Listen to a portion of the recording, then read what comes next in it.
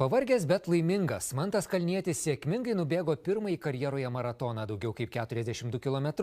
Krepšinio legenda ryžosi šiam išbandymui ir metė iššūkį Nyderlandų futbolo žvaigždei Arienui Robenui.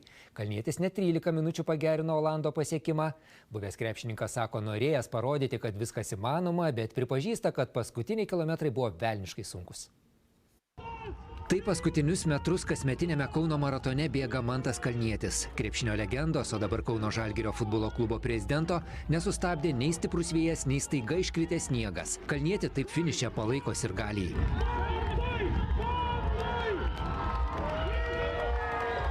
Pirmame karjeros maratone daugiau kaip 42 km distancijoje Kalnietis sugaišo be 2 sekundžių 3 valandas. Demonstruotų tempų jis liko labai patenkintas. Jausmas labai geras, tikslas pasiektas.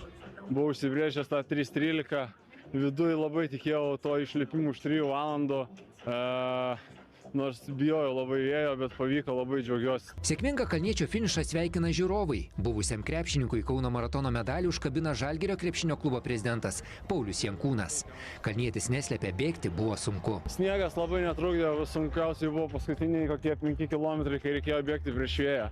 Tai tikrai buvo neįtikėtinai sunku, reikėjo kovoti, bet žinojau, kad tas skausmas laikinas, reikia atkentėti, išgyventi, o dabar džiaugsmas. Vienas iš Kalniečio tikslų buvo pasiųsti žinutę šalies futbolininkams, kad daugiau tikėtų savimi. Aišku, bėgau dėl savęs, kad trūksta to adrenalino baigus profesionaliai sportuoti, bet pagrindinė žinia tai futbolininkam.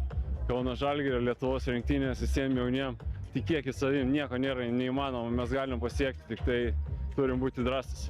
Dar prieš varginantį bėgimą Kalnietis Facebook'e kreipėsi į Nyderlandų futbolo legendą Arieną Robeną. Šis baigęs karjerą pirmame savo maratone Rotterdame sugaišo 3 valandas 13 minučių. Kalniečio tikslas buvo pagerinti šį laiką. Planas išdegė, bet lietuvis sako, nesulaukęs iš Olando jokios reakcijos. Kol kas nesureagavo, bet stipriai pagerino jo pirminį rekordą, tai jeigu šis sportininkas turi ambicijų, tikiuosi sureaguos ir gal kitais metais pavyks pasivaržyti. Robenas vienas geriausių visų laikų Nyderlandų futbolininkų. Jis atstovavo tokiems klubams kaip Londono Chelsea, Madrido Realas, Müncheno Bayernas.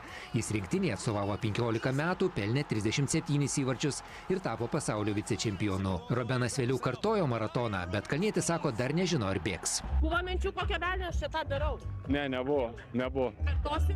Nežinau, kaip jau minėjau, gal noro ir bus, bet žmona nėra labai patenkinta, tai nežinau, ar leis. O tą pačią dieną Londone pagerintas visų laikų maratono rekordas.